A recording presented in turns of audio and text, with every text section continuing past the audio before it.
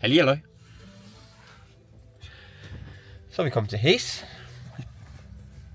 Jeg ville lige have filmet lidt på vej herop, men jeg sad skulle lige have lavet lidt musik. Jeg bestemte mig lige for, at det skulle være drum and bass i dag, vi spiller. Så det må vi se. Vi sidder lige i bilen lige og får lidt varme, tror jeg, inden vi går ud, fordi det regner. Jeg ved ikke, om man kan se, men vejret det ser sgu sådan lidt bedrøvet ud. Men det er jo sådan, det er. Det er jo det, vi kalder dansk sommer. Ægte dansk sommer. Og jeg har min dejlige kæreste med. Det er første gang, hun skal til Haze. Er du spændt? Ja. Danmarks bedste festival. Så er det bare synd, den ikke viser solskin og 25 grader, men det gode ved det regner og lidt møgvejr, det er, at så er teltscenerne højst sandsynligt fuldstændig pakket. Så det kan vi håbe på. Jeg skal spille på noget, der hedder Off-pisten i dag, fra godt jeg styrer på tiderne, fra 17.30 til 21, tror jeg. Så vil vi lige op og høre lidt musik inden. Hils på en masse dejlige mennesker. Så bare hygge os. Danser os til varmen. Men jeg tager det her kamera med, og så må vi lige se, om vi ikke får filmet. Jeg lover mange ting, når jeg filmer, men jeg glemmer tit at filme. Men nu har jeg måske en kameradame med her, så må vi se, om det ikke bliver bedre. En øvet en. Hun har lige fået 10 sekunders tutorial. How to film. Så det skal nok blive godt. Hej.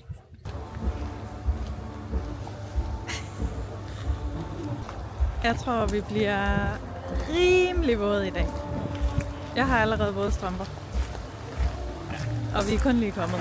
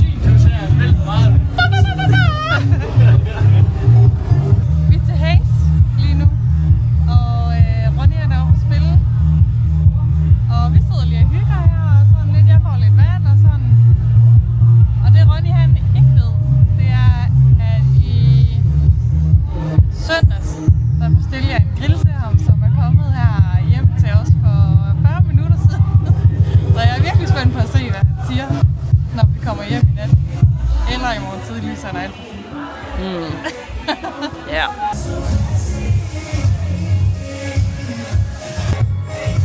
Hvad siger vi til det, Victor? Det er fandme i år. Det bliver fandme ikke bedre end det her. Nu er det sådan, at jeg har spillet til nu fra 5:30 til 9 i dag. Så i morgen, lørdag, peak hour, midnat, der er Victor på Ejeren. Hele fucking Haze. Det bliver ikke vildere end det. Så hvis I ikke har fået oplevelsen af at komme til Haze, så kan I faktisk godt nå det nu.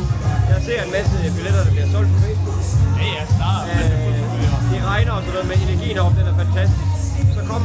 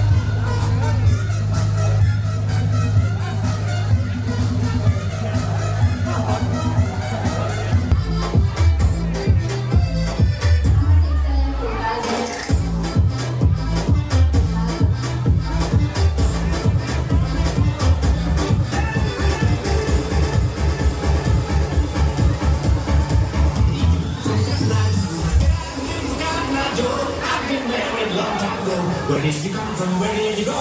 Where did you come from? Cotton Eye Joe.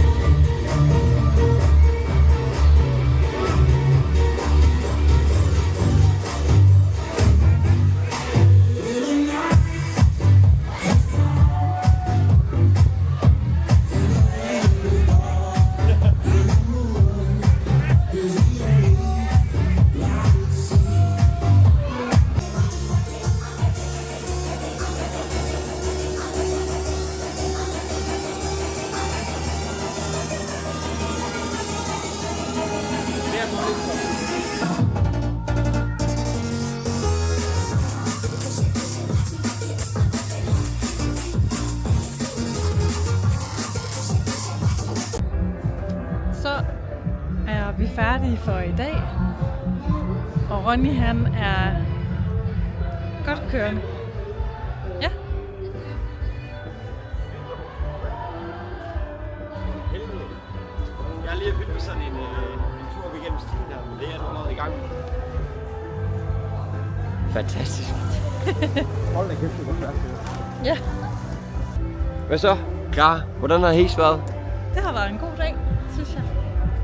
Sådan oplevelsen i gælden, har det været 8 ud af 10. 8 ud af 10. Hvad baserer du det på? Har du, altså i forhold til, hvad har festivaler lige nu du er oppe af? Jelling. Ja, er det ikke en anden kaliber, eller hvad? Jeg ved ikke, hvor mange er der her? 5-6.000 måske? Ja, det er måske, jeg ved ikke. Og der må jeg bare sige, det er en af, jeg ved ikke, hvor jeg har min facts fra. Nå, okay. Hvad kunne være bedre? Vejret. Ja, okay. Så vejret, hvis det har været solskin, Så er det en 10 ud af 10. okay, så musikken og menneskerne og energien, det er jo egentlig, hvis man tager vejret væk, så er det egentlig en 10 ud af 10. Ja, Magisk. magisk. Så Hes kan noget. Det kan det. Han skrev det ned indtil midnat, og så går det næste idé på. Og så halvmål. Hej. Halløj, skal I lige være med en gang? Det kan vi godt. Hvem snakker vi til? Jamen, det kommer til at være en YouTube-video på et tidspunkt. Nej. Har I godt Hes, eller hvad? Ja, det er Indtil videre er det vældig godt. I kan godt styre på det. Det er så, altså nu er det jo nok den mest rolige festival i hele Danmark, den her. Så der er aldrig nogen episoder her. Det er den mest rolige, og det er også den bedste. Det er også den bedste, ja. Ja, det er vigtigt at nævne, det er også den bedste. Og den mest tørst. Også det. Ja, de behøver ikke lægge dræn herude, fordi folk de drikker så meget af jorden. Tak for jer.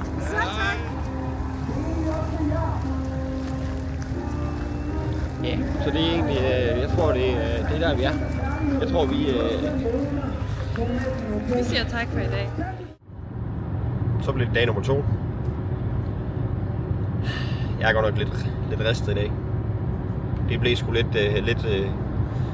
lidt hyggeligere og vildere i går, end jeg havde forventet. Så det var dejligt, min kæreste ville med op og være chauffør. Planen havde egentlig været i dag, at jeg skulle have været ude i formiddags og sætte op i Velling. Så skrev jeg til Thomas, om det var okay, at jeg stillede op lidt senere. Fordi så havde jeg bare idé om, at jeg ville blive derude, indtil det var færdigt i dag. Og så sagde han, ja da, han kunne lige finde ud af, om der var noget aftensmad og sådan noget. Så sådan med lidt tømmermænd en dag, godt træt, så skal vi kraftedeme ud af helstegt pattegris i aften. Så det kan jo lige løfte humørfejl eller ikke noget, men det kan måske løfte energiniveauet lidt, at man kommer ud og får noget helstegt pattegris. Det synes jeg, det kunne man egentlig godt lige bruge dagen på. Så vi har spændt traileren efter bilen her, og så vi er lige kørt ud af Sunds på vej mod Velling. Men jeg tror lige, jeg skal åbne for den her hvide måneder her, jeg har købt. Og så der er en god 3 kvarter derude.